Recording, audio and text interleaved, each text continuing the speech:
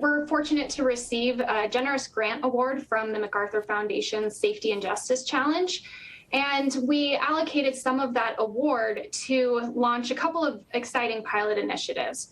One is a rideshare initiative that helps provide free rides to and from court and other eligible appointments for both victims of crime and also individuals facing criminal charges locally.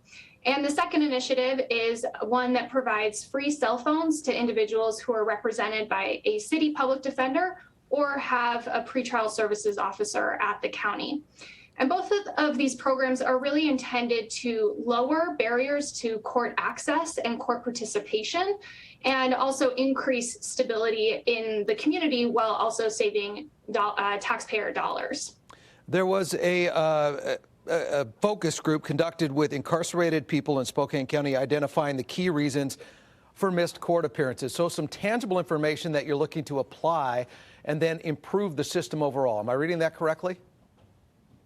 That's correct. In 2019, we worked with the Bureau Institute of Justice, who conducted 4 different focus groups with individuals who were currently incarcerated in Spokane County. And one of the areas that we asked about were reasons why people might miss a court date. Failures to appear are a significant challenge for us locally, and what we learned both through those focus groups and through research is that people miss court dates for a variety of reasons. We're sort of in a unique county where it's urban and also rural, and so making sure that we can get people access to transportation to appear in court is important.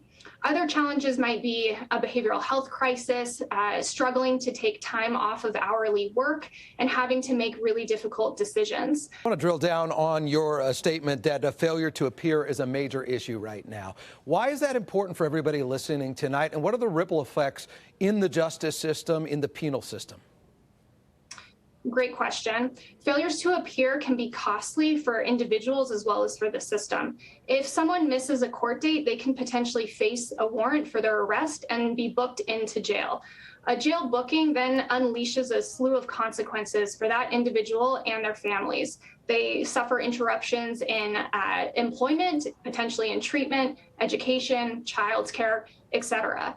So making sure that they get to court and they avoid those arrest warrants and those jail admissions is a huge asset to the community and to those individuals. It's also incredibly costly for the criminal justice system, which is funded by taxpayers. Think about getting a judge in a courtroom along with the public defender and a prosecutor waiting for a court hearing to move forward and then someone not showing up.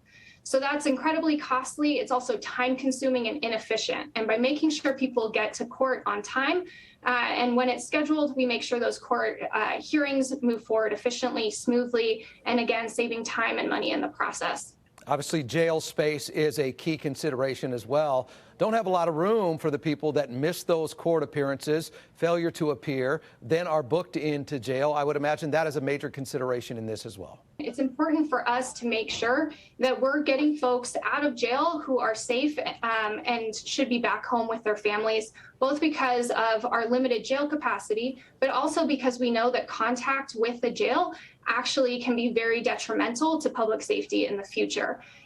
There have been national studies that have shown that even a short stay in jail increases someone's likelihood of being arrested in the future and suffering unemployment.